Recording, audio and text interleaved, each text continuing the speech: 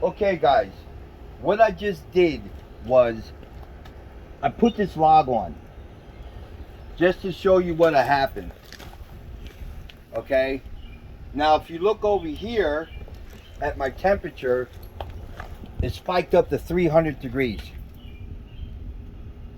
Now, don't panic. There's two things you can do. You can, one, remove that log or the split that's in there, but it's pretty well broken down. Or what you can do is open up your door, let that heat escape out. And that heat will escape out. You can open up this door and that heat will escape out. Ah, look at the ribeyes.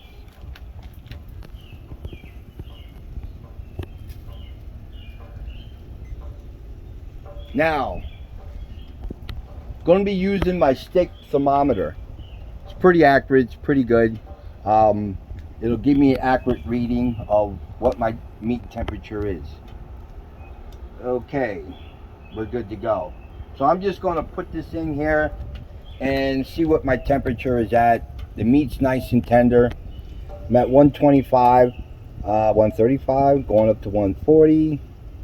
Okay, looks good. Now, guys, I like my meat meating well. So I want to get this temperature at least maybe 145 before I go and reverse sear anything. Okay, now since I have this here at about 145, so what I'm going to do is I'm going to move the meat around. I'm going to take this one here, I'm going to bring this one down. I'm going to take this one, I'm going to pop it up here and just move things around.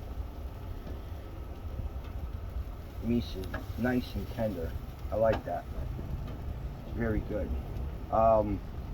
As you can see, this piece here, it has some fat, which is good, but I want to render some of this off, so I do have this here.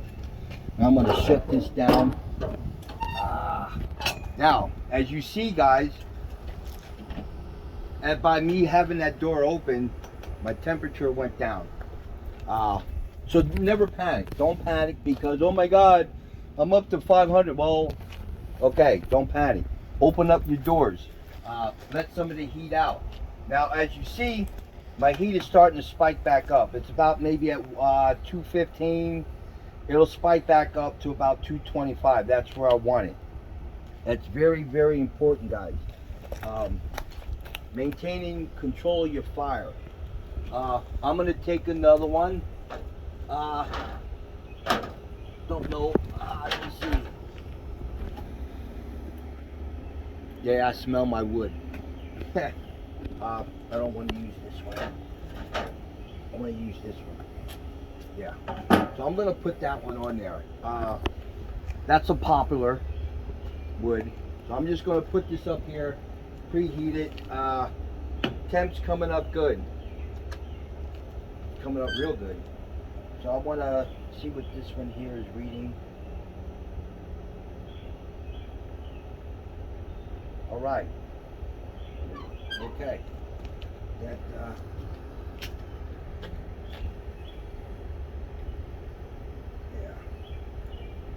Okay. Now right here, guys, as you see this redness right up in here. See, now that's the smoke that's going into this meat.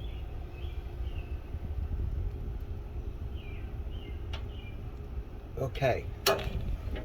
I'm going to be reverse searing real soon. I want to get this box how I want it to be. Yeah. Yeah, there we go. I'm going to get that reverse sear going on. Method number 2, like I explained before. Now I'm going to stick this over here on the side. And you'll see the difference between this wood on the side and the wood up on top. It will heat up faster. And sometimes that's okay. You can do that. You can heat it up faster uh, to get the wood to do what you want it to do instead of up on top. Either or, you still have to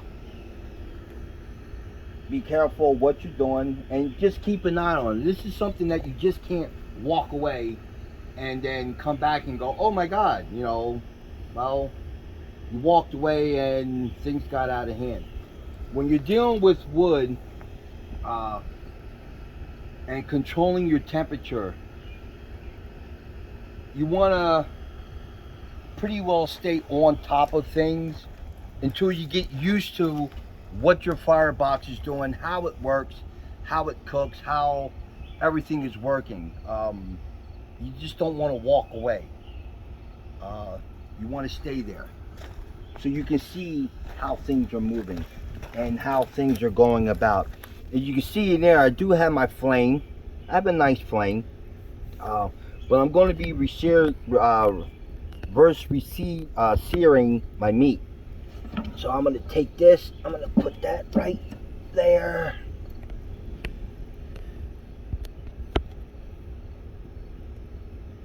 Okay. And it's catching fire. It's catching fire.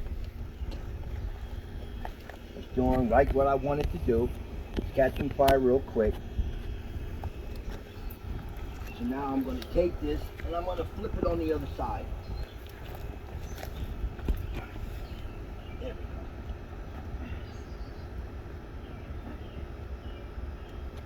Now I'm going to let that coal bed catch up. Oh wow, I wish you guys could smell the poplar wood, because it has a sweet, creamy smell to it, and it does really good on meats, chicken, beef, pork, chicken. It does really well. It sets it up real nice, and it gives that good flavor that you want. Not that smoky, bitter taste, but that nice taste that you want from wood. Nice clean smoke. I'm still bringing out nice clean smoke. As you can see, I have my vent open. We will be shutting that later on, but not right now. And I still want that heat to travel through. See that rage, how that fire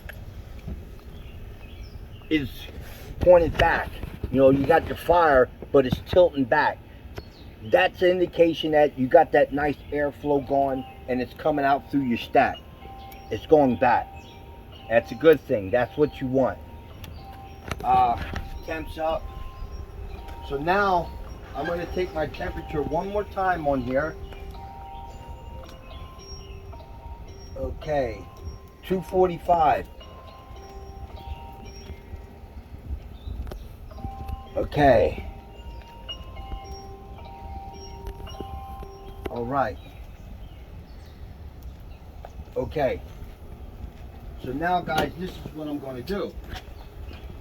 I have that fire going. I'm going to clean this off.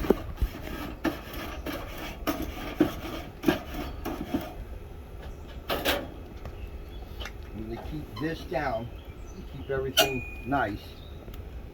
This is where the magic begins.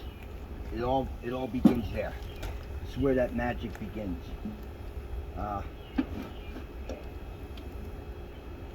They say, wow, man, look at all that fire.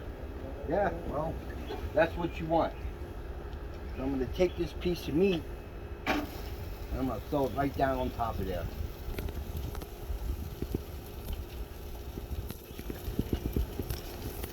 Then I'm going to take this piece of meat and I'm going to throw that right down there.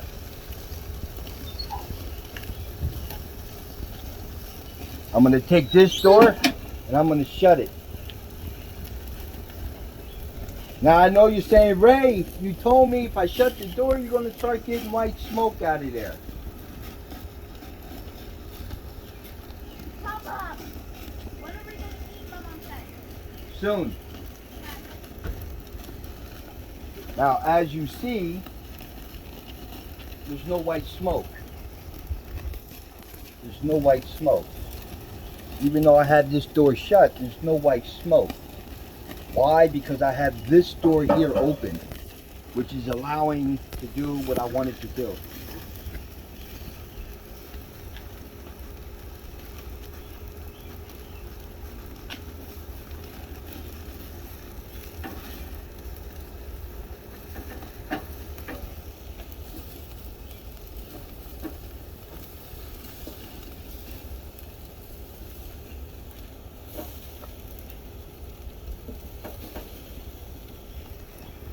Don't worry, it's not burnt. I'm just working this fire how I want it to be.